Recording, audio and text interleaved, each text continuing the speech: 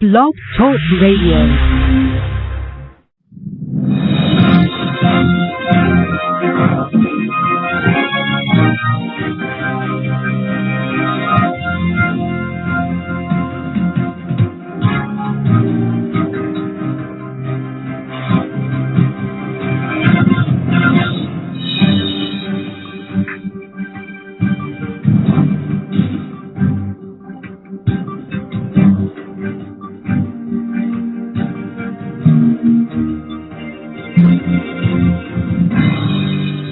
Good afternoon and welcome to another episode of Financing Your Business Today. I'm Tim JK, your host with Apple Capital Group. Today our topic is SEO and inbound marketing. Our special guest today is Kyle James, CEO and co-founder of InCloud and .edu Guru.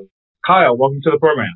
Hey, Tim. Thanks for having me today. Okay, great. I guess for people who want to call in, you can call in at 347-324-3460. Again, 347-324-3460, or you can pose a question in the chat room and go ahead and read it out to the guest. Kyle, can you tell us from a dummy perspective about SEO and the importance of SEO? Sure. I guess I'd even take a step back and really think about it this way. That, Okay. you know, the way that people market and the way that people do business has really changed a lot over the last 10 years or so, right? Like, you know, we talk all about social media all the time, right? Facebook and Twitter and all this stuff. Facebook was only founded in 2004. You know, Twitter was only founded in, 2008, 2007.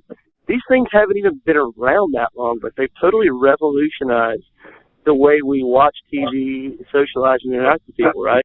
And, like, even you watch CNN now, they can't help but, like, follow us on Twitter and engage with the same for the Today Show and all that. And the Internet has really changed the way people are forced to do marketing for a couple of reasons, right? Like, traditionally, you wanted to find a local plumber, you pulled it up in the Yellow Pages. We don't do that anymore. You know, word of mouth has always been real important. It still continues to be, and that's where, you know, this online stuff comes in. And Google and social media have really helped to change that. So 50 years ago, everybody marketed through mass media. You know, you saw a TV commercial, you read something in the newspaper, saw an ad, and that's how you marketed. You know, you spent a lot of money and you got good return. That's one of the famous things that Brian Halligan, the CEO of HubSpot, always used to say, and I love the saying, is today marketing is not about the size of your wallet. I mean, it's not about the size of your wallet, it's about the size of your brain. And it's so true, right? It is. That if you want to market, you got to market smartly. And what the web has enabled us to do today is we can measure everything. You bought a radio ad, you have no idea how many people actually listened to it and actually acted upon it, unless you, like, ask them, did this radio ad influence you? A lot of times they didn't have a clue. But with the web, you can measure everything, and it's really enabled us to get a lot smarter about our time and our money. And having our own website gives us that 24-hour a day, 7-day-a-week footprint or storefront, if you will, so that people can see what we're doing. Wow. Is that too much? Am I throwing too much at you? No, that's really fine, because I remember around the turn of this last decade when YouTube came out. Oh, yeah. And all of a sudden we find our bandwidth going down because everybody's watching videos and we didn't know too much about YouTube.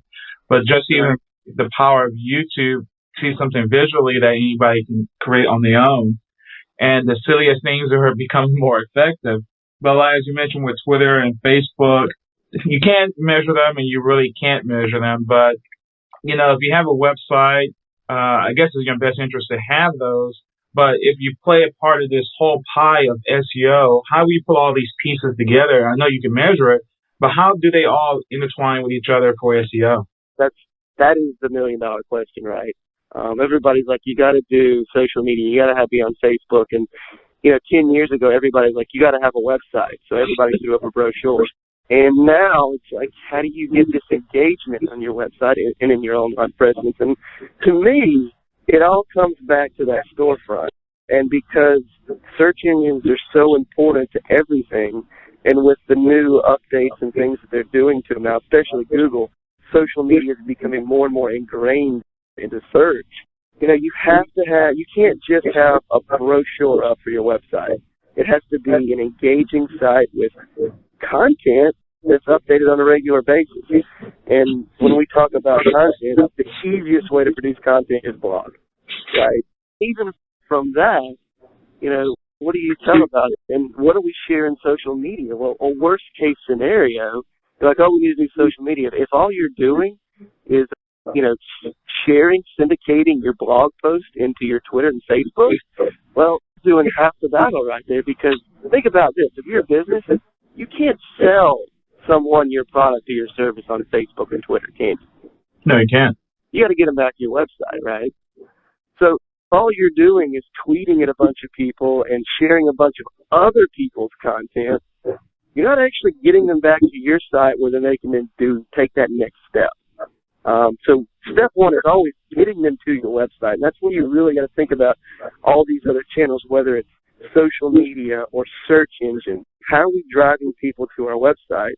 And search engine is a numbers game in its pure simple sense, right? If you've got a brochure website with 10 pages on it, and I've got a website, your competitor has a website with 100 pages, well, let's do simple math. Who's 10 times more likely to show up in Google? Your competitor, right? Yeah. Simply because they've got 10 times more pages than they do on your website. So, people will talk about, oh, we got to do all this, and we got to have this, and it's got to look great. It's like, well, it's pure simple as a numbers game. The more pages you have on your site, the more opportunities you have to rank in Google, the more opportunities you have to share stuff in social media. And it's this engine that kind of keeps on going. But getting all this traffic is only like the top part of your fun.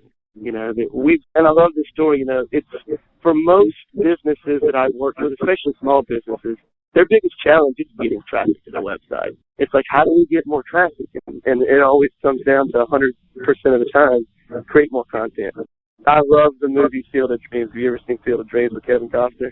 Yes, actually, I remember seeing him in 1989, I think. Yeah.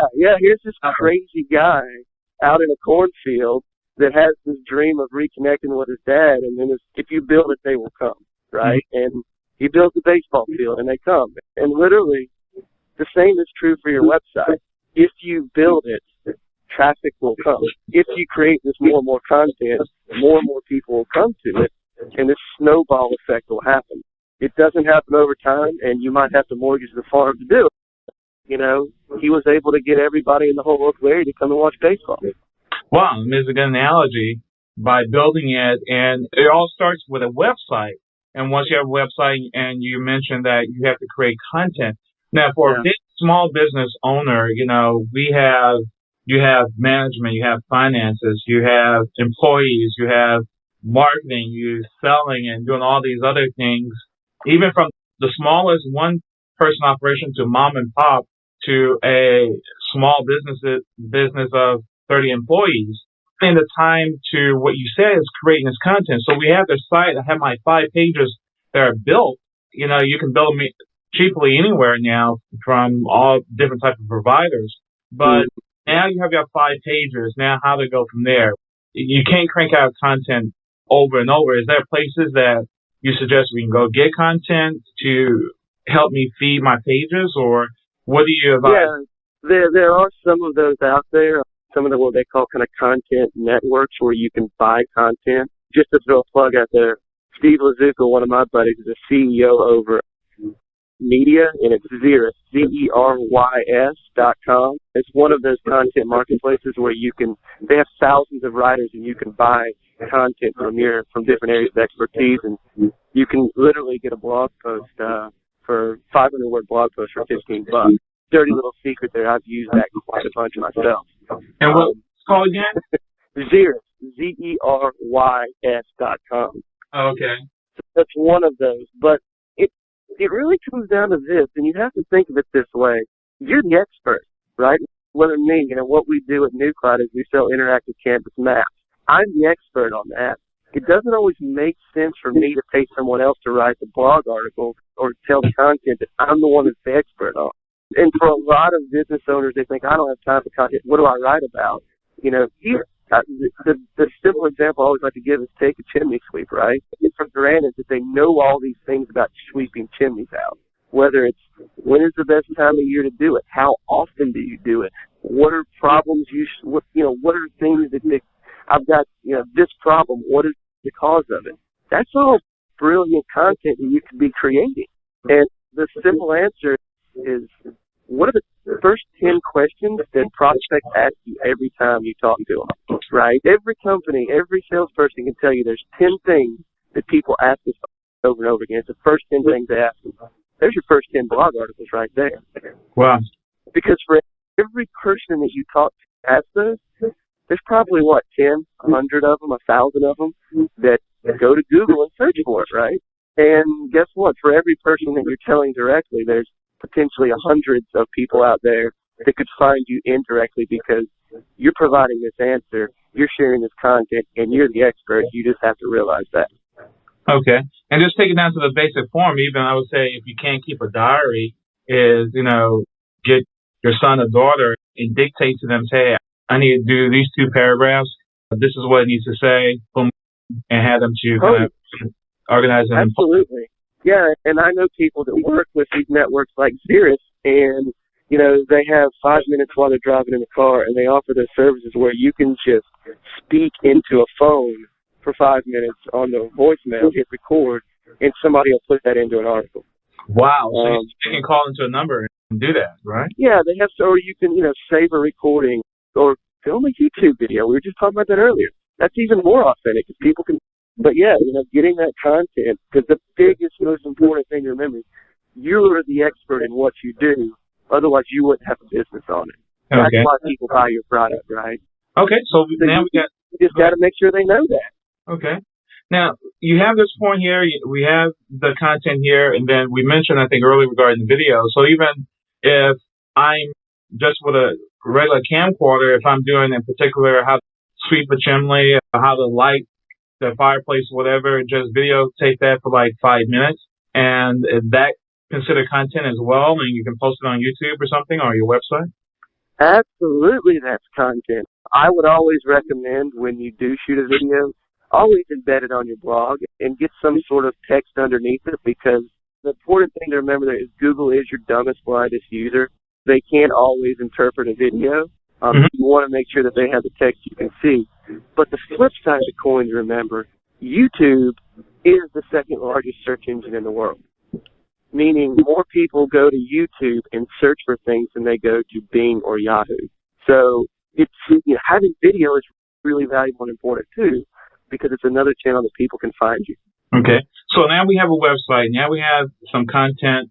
Now we have video and so forth. Now we put all of those pieces together to a website. Will you recommend for them to post it on YouTube and your website? That's where you're saying? Absolutely. Okay. Great. And the thing about, doing something like a blog, because every article you write in a blog is considered a new page of content. So we were talking earlier about how do you get from 10 pages to 100 pages. It's just the easiest way to do it. But I'd also throw this out there that anybody that's kind of dabbled in this field before has probably heard of the whole concept of links, right? Links of the web. What you really need to understand about linking is think of it kind of like voting, right? Like whoever wins the GOP nomination here is going to have the most votes. They're going to have the most credibility, and more people than any other person is going to say, this is the person who should have this. So Google works the same way. It's kind of like there's secret sauce, if you will. The more people that link to a page, the higher that page ranks in the search engine. And what's important to remember about that is they pull the anchor text of the link to help them say this is the keyword that it's associated with. So just Tim, like you and I were talking about yesterday, anybody that's watching this podcast or listening to this podcast, you'll see on the website that in the little bio over there that I actually had Tim make the links for Interactive Map Platform is a link to NewCloud's website, because I want to rank my website for Interactive Map Platform instead of necessarily NewCloud.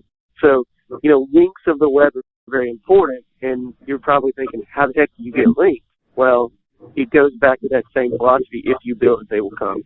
If you create great content, people will want to share it, and ultimately one day you can probably get opportunities just like this where you're on other radio shows sharing your expertise. Okay. So even with this pie, so if we say, like, for example, we put a pie together and the website is maybe the pan, and all of the ingredients would be the content of going to that pie, and you would have to actually let it bake, and that's aging the website, aging the content, and the aroma of that pie will attract people to want to cut into it. You got it. Yeah. And I'll give you a dirty little trick here. When you're getting into an industry, or when you're first getting on to kind of online, and we were talking about this a little bit before, I kind of broke into all of this in higher education. I used to run a college website and started writing about internet marketing. And, using the chimney sweep example, to really get in there, you probably want to go ahead and do your homework and see what is your competition doing.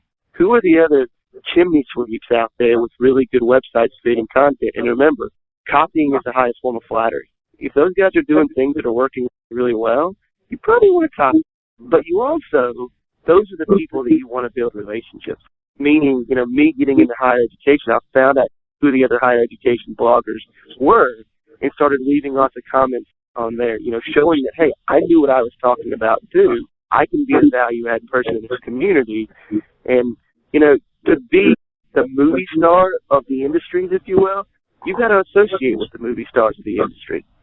So, the faster you can get in there and start building strong relationships with those top players, the faster you'll become a top player, and it really helps accelerate your business. Wow. And when you mentioned about, before we go into linking, we talk about the search engines themselves, Google and Bing and Yahoo. Of course, Google is number one. How does that play? How does today Bing and Yahoo in the search market, it seems like they're slower to get things indexed and getting your content on there? Is there a particular reason why things are slower on their end than versus Google just puts it on there and go at it? It's a great question, and I guess I would kind of answer it that there's a reason that they own 80% of the market. There's a reason they're the dominant player, because they just do everything better. Yahoo, the big audience for Yahoo, and this could be really important for certain businesses, is it tends to be more low-income individuals. The people that aren't necessarily, you could say I'm stereotyping here, but I'm only kind of, referencing the data I've seen. People that aren't college educated tend to use Yahoo more for search. And people that use Bing more are people that are very, obviously, Windows, Microsoft heavy. Maybe they use, Windows smartphones. They're big Xbox users, things like that. They're big Internet Explorer users, because Bing usually comes default with that. But the majority of the savvy people stick with Google just because it's the best. And, you were saying that they do things faster and they're on the cutting edge. Well, it's absolutely in Google's best interest to stay that way, because if they don't stay ahead of everybody else, they lose market share. Absolutely. And it's kind of ironic. I remember in academia in the late 90s, Yahoo used to be it, but for academic research, we always went to Google because for some reason, Google had all the academic articles and the things we actually need to cite for than Yahoo. Yeah. It's kind of amazing after 15 years how things has really changed. And who knows, in another 15 years, people don't think about it, but Facebook's a top 5 search engine now. What's going to happen? They're getting more and more of that thrown out through the webs. I know last week y'all were talking about IPOs. Like, that's the big hot IPO 2012 that everybody's talking about. And, they're looking for $100 billion valuation when they go public. So, that's going to become a major player. Wow. Now we have our website. Now we have where to go for content. We know we're going to need, of course, Twitter and Facebook, and also LinkedIn if you're in a certain profession, part of your optimization. Now, when we put all of those items together, we have our content, we have our videos, we have all this other stuff. These things, of course, is essential. But anything else go into link building now, since we already talked about the search engines, and you say, we vote on it. Why links are so important? I know you mentioned that it's a voting process, but I know why the links so important. How can you go get a link if you're a small business? That's the trick. It's just so hard, and that's why it's so valuable. You can go, every small business owner probably gets those emails on a daily basis from some SEO guru that'll get you inbound links, that'll help you rank for this keyword or that keyword. You know, they're all playing this, and what they do is they get you a whole bunch of links and directories and things like that. It wasn't 9 months ago that JCPenney's made the cover of New York Times because an SEO firm that they outsourced to got them slapped on the wrist and banned from Google for black hat practices, if you will. So you really want to stay away from those guys unless you really know what they're doing and they're giving you reports of exactly what they're doing for you. But I think that's why I always come back to, if you build, they will come. If you create the great content and build the great relationships, people will link to it. You know, if you're building relationships with industry bloggers, they'll start linking to you, and you can start linking to them. And as far as the web, it kind of works in these different circles, if you will. It's going to be, if you're a chimney sweep, it's a whole lot more valuable for you to have an inbound link, someone linking to you from another chimney sweep website than somebody that sells My Little Pony, because it's just totally, so, you know, staying in your neighborhood of the web, if you will, and building those relationships, those links will come. So how will they come? I mean, people will just contact you and ask for you to be linked to them, or how? They'll want to share your content. They'll want to share your content. They'll want to write about the content that you're producing. They'll want to share it on their blog. They'll want to put it on their Facebook. They'll want to share it through Twitter, things like that. Okay. So it comes back to, if you build it, they will come. If you create wonderful, engaging, valuable content, people will want to share it. And that is the hardest part of marketing, right? That's all marketing, coming up with creative and unique ways to make our brand stand out. Well, at the end of the day, that's what online marketing is about, coming up with this creative and valuable content that people want to read and share. Okay. When you talked about, I think earlier regarding the link building process, white hat and black hat, can you talk about what is the white hat techniques and what is the black hat techniques and what you should look for in an SEO firm? Yeah, when I say white hat, it's everything we're talking about now. Black hat is people that get links or acquire links through kind of under the table sketchy ways. And one of those is link buying. Google actually really doesn't like people that sell and buy links for obvious reasons, because they're basically trying to game their algorithm. And as I was saying earlier, it's in Google's best interest to return the best results possible. And if you're looking for a chimney sweep in Boston, you want to find out who is the best chimney sweep in Boston based upon the number of votes or the number of inbound links that he's getting. And if he's getting a bunch of inbound links to really shady practices and it's not really the best website, well, Google doesn't want that to happen for obvious reasons. You as a consumer don't want that to happen because it's not going to be the best business for you. And that's how you lose trust, and that's how Google loses market share. So anytime that someone who's going to say, hey, we're going to help you rank number one for this keyword, ask them, how are you going to help me rank number one for that keyword? And they'll most likely tell you, we're going to build a bunch of inbound links for you. It's like, tell them, I want to get monthly reports of where these links are coming from. And if they tell you, well, we're not going to give you that, you know something shady's going on. Or if they give them to you and it's a bunch of like My Little Pony websites, a bunch of directories that you've never heard of before, you know you're in that black hat land. Okay, so while we're in that black hat land, putting a company on a directory, that's not going to blacklist them, are they? Because they're in all these different directories. Is it going to really help them get found more? Yeah, that's it. That's just it. It's not that it's necessarily going to hurt you. It's just not going to help you at all. Okay. You know, who cares? It's just the analogy, if a tree falls in a forest and no one hears, it doesn't matter. If you've got 200 links on these directories that no one ever goes to and Google never really crawls because they know they're bogus link farms, then who really cares about it? What makes links so valuable is not just the fact that Google crawls them and it helps you rank better, but it's also the fact that people click through them, right? So you want to get traffic from that too. That's why if you can get the New York Times writing an article about you, that's very good luck with that. Or a local newspaper, or I shouldn't say it that way. That sounds really intimidating. No. But if you can get, a local newspaper, an industry website, or a trade website or stuff like that to write about you. That's where you really want to go. And the way you do that is you create the valuable content that they want to share and they want to talk about. Okay. And we talked about earlier regarding these links and articles. And since we talk about the directories itself, if you produce an article and you put it on your website, if you want to share it with, a different article website, do you advise that since it'd be duplicate content, or it really doesn't matter? That's helping you getting links back to your site.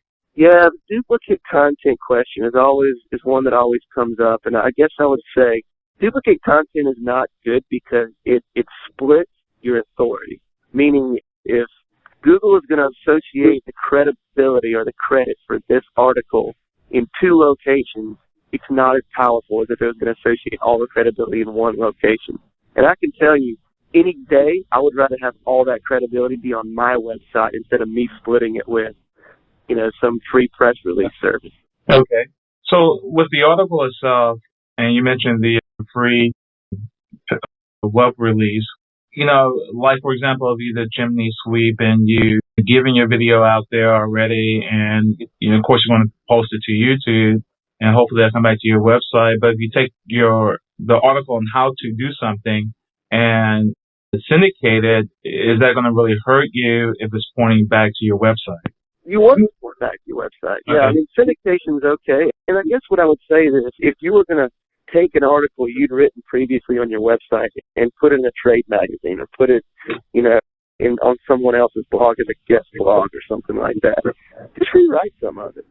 Just rewrite it and change it up, somewhere. You could still use the same 5 tips or whatever you use, but change it around a little bit. Change the wording so that it's not, duplicated.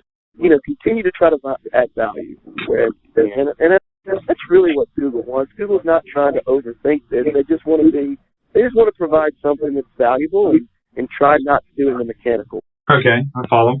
You mentioned also earlier regarding the press releases or something like that. Uh-huh.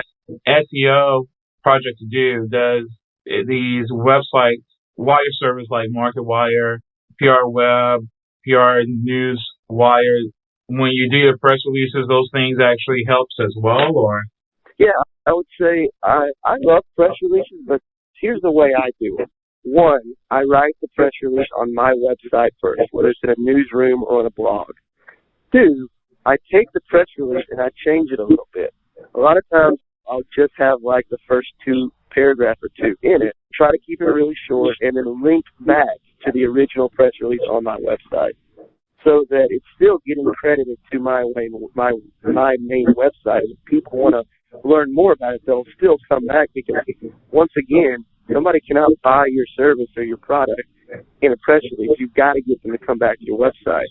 So make sure you're doing that linking there, but make sure that it's not the exact same copy that's also on your website.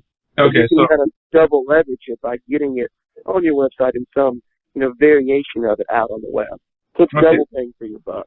Okay, so you send a press release and you RSS feed it back and it automatically repost all over the place. Yep. And I think the concept is to have links coming from different places. Even with that scenario, what do you say about that? Is that really helping? That's a great question. And kind of research has shown, and I'm referencing some research that HubSpot did a while back, that it's like a short-term burst, because what most people don't know about those press release websites, whether they're paid or free, is a lot of times the press release goes away after 30 days. So, you'll get this burst, you'll get this, ranking increase for a little while, but over the long term, that kind of goes away. So if you're trying to buy a bunch of inbound links for the long term, that's not really the best way to do it. But if you've got a new release or a new product or something that you really want to get a big push off of and you think that the community is really going to get a lot out of, press releases can be great. Okay. And before we go into inbound marketing, anything else you want to add regarding the SEO, a person needs to prepare for? I guess I would just say it this way, that, think of how you are as a consumer and think about, do your research, see what your competition does, and think about how you want to see sites. And that's probably what end users are going to want to see too. Think like a consumer. and be valuable, be value added, not spammy. Don't try to overthink it, but think about, is this going to be something that people are going to want to consume and enjoy or not? Okay. Tell us about, I guess, inbound marketing. I think your previous employer, when you were at HubSpot, is branded for it. Tell us, what is inbound marketing and how HubSpot was so successful in branding their name to the inbound marketing arena? Yeah, so I was kind of talking about this at the very beginning of the show, that inbound marketing is this whole kind of new age idea that people think of marketing kind of traditionally as pull versus push. Mass marketing is more of a push. You throw a bunch of stuff out there, you hope some stuff sticks.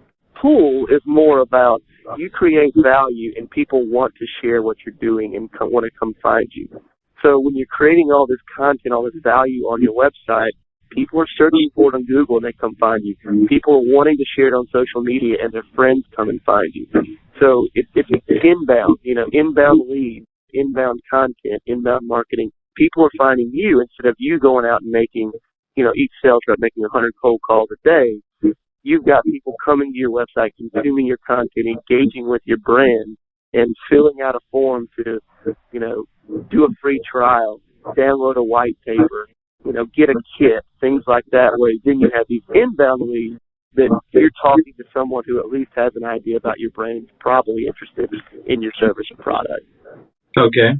And HubSpot just took that and just went with it. That's how it was really successful. Yeah, it goes back to what we were saying at the beginning. Things have really been changing. And, they just kind of noticed that one of the co-founders started blogging, as I did myself. And it's like, oh, my gosh, there's all these people out there that I don't necessarily know about or wouldn't have never known in a normal day-to-day basis who could benefit from what we're doing. The book, The World is Flat. It's so true. You can be selling widgets in Austin, Texas, and there are people all over the U.S. and world that can benefit from that, and the web enables you to connect. Okay. So, kind of changing hats again, tell us about your two companies that you founded. Yeah, so I guess it kind of makes the most sense to start with .edu Guru. That back in, I spent 6 years working in higher education, and the last 3 kind of running a college website. That's kind of why you can probably tell I get a little passionate about this and kind of have lived, breathed, eaten for so long. But, decided, where do I want to go with my career? I'd been at the school for 6 years, and I knew the next place up. My boss had been there 25 years. Me being, a 27-year-old at the time, I was like, well, I don't want to wait forever. I don't want to wait 20 years to get that promotion. What do I do? Well, I need to start networking. I need to start building, my network. Blogging seems like the thing to do. So my New Year's resolution was, I'm going to start blogging about what I do. And if anybody's looked, there are a million people that blog about internet marketing, but I worked in higher education, so that was my niche. So .edu Guru started out as a higher education marketing blog in January of 2008. Today we've got 7 people that write on it with me. The majority of them still work in higher education, and it's really become kind of, our expertise platform. And it shows, these guys really know what they're talking about because they've shared hundreds and hundreds of articles on the subject, and we've really built a lot of credibility in the community. And what I was finding over time is I was building all this community, all this credibility in the community. Well, how do you monetize it? And for me, it was like, well, what if we were to build a product and could leverage some sort of way the credibility and trust we've built through all this knowledge in selling a product? And that's literally how New Cloud came about, as we stumbled upon this idea that schools need an interactive campus, that from a recruitment standpoint, if anybody out there has, a high school senior, odds are that's looking to go to college or even a junior, they've probably got a short list of 10 schools they're looking. You're not going to take them to tour all 10 schools because it's quite it's quite expensive with the cost of gas and things. But you'll tell them, all right, well, we'll go tour 3 schools and help you narrow down and make your decision. So how are they going to go about making that decision on one of the 3 schools they want to visit? Well, they visit the college website, and hopefully they find our interactive campus map, take a virtual tour of campus, and say, you know what, Mom? You know what, Dad? This is a school I want to visit. So the interactive map is kind of a lead generation tool to get prospective students to take that next step of scheduling a visit. And we've really found a niche around that and, kind of grown it as a side project while I spent the last 3 years up at HubSpot really honing and learning inbound marketing before it got to the point where it's like, you know what, I'm not afraid to go be my own entrepreneur and try to do this. But because of all the trust that we built, becoming a thought authority before we even had a product, it's really helped grow our business at a reliable rate instead of just coming out of nowhere and saying, hey, here I am, here's what we do, would you like to buy our service?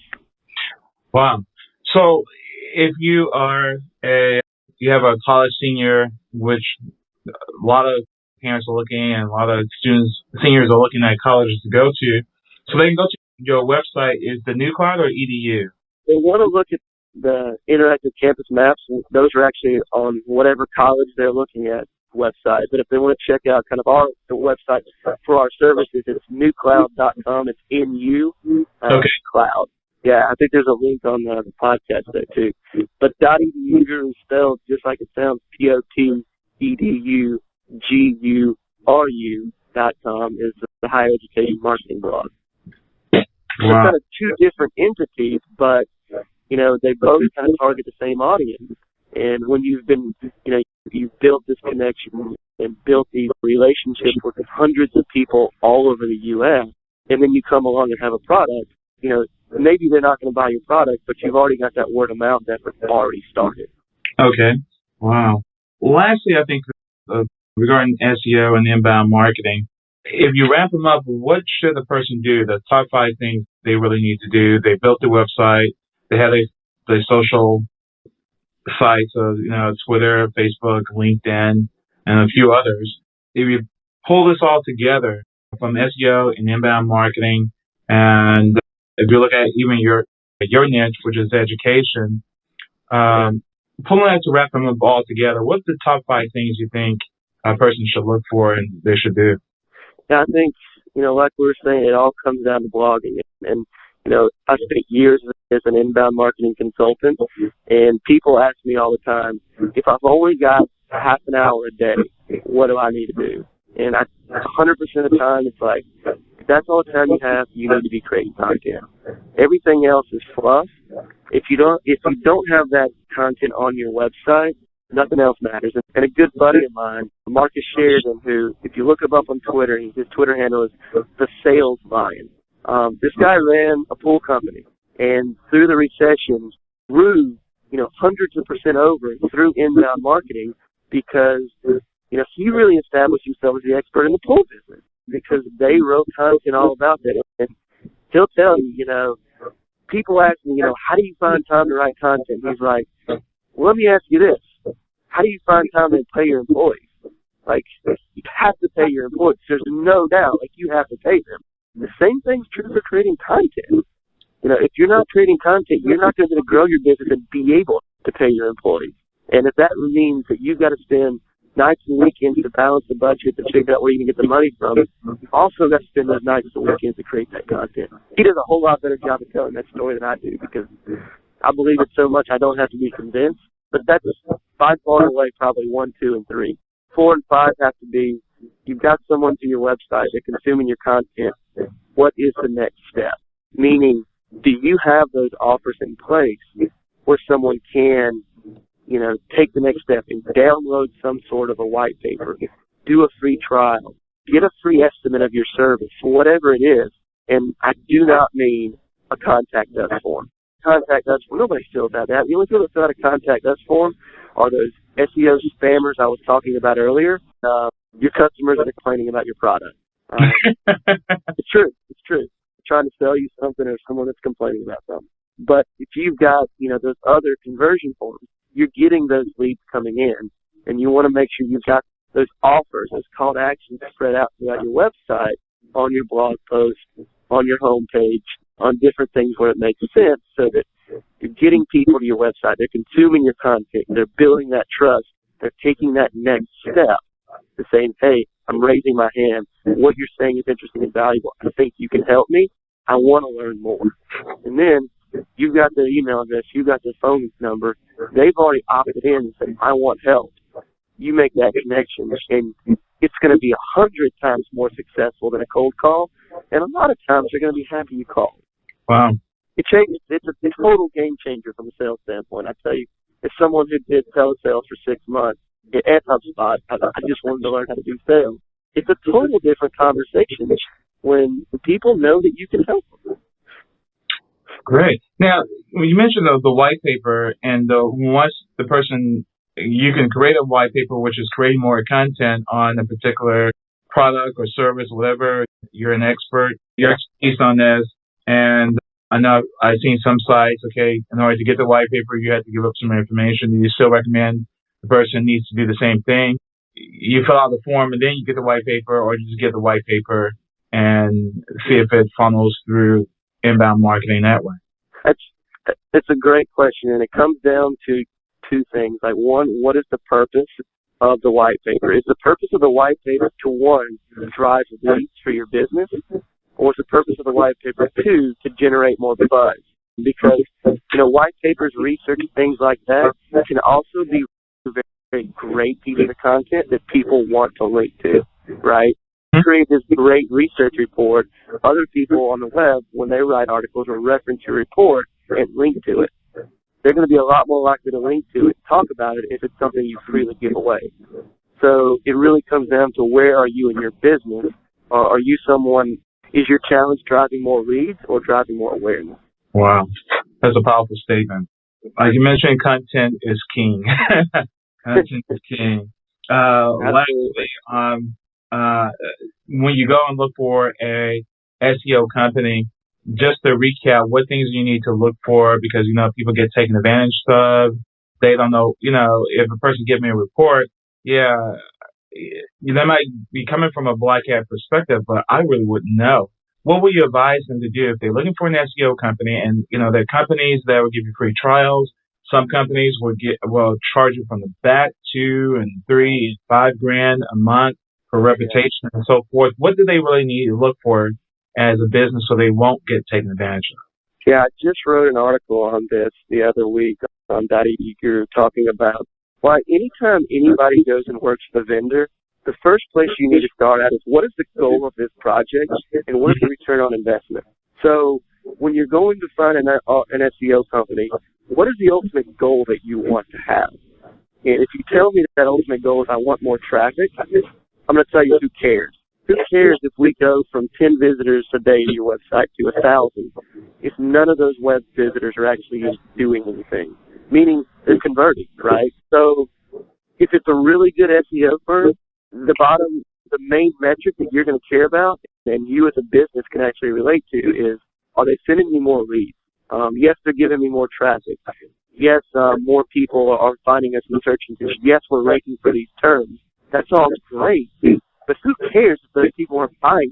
So if it's leads and sales is the main goal of your business, and let's be honest, what business isn't that their main goal? Maybe a nonprofit.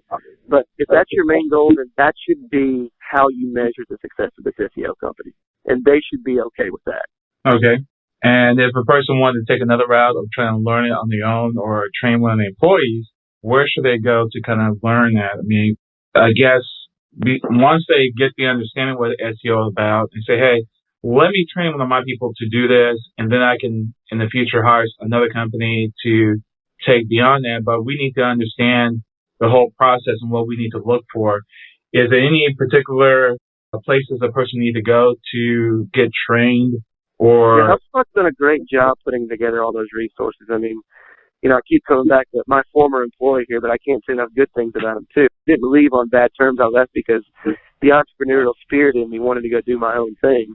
But, yeah, HubSpot.com, they've got lots of great resources, tons of research, tons of white papers. But they've also created a little website called inboundmarketing.com. And on inboundmarketing.com is a whole, 20-part webinar series where you can actually go to get certified as an inbound marketing professional. Wow. Okay. And lastly, I've heard about, there's SEO mock, SEO book, and those things will help as well, or? Yeah, I mean, those are all really great resources too, but if you're a small business owner, and unless you're in the tech industry, those are going to be overkill for you.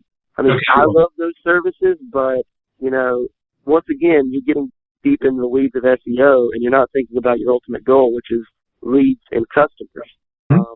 So I would probably, I would say that SEO is one piece of this inbound marketing puzzle, right? Right. Ranking in the search engine and getting traffic is great, but it doesn't matter if those visitors aren't coming through your funnel and converting into leads, and ultimately just converting those leads into customers in your sales process.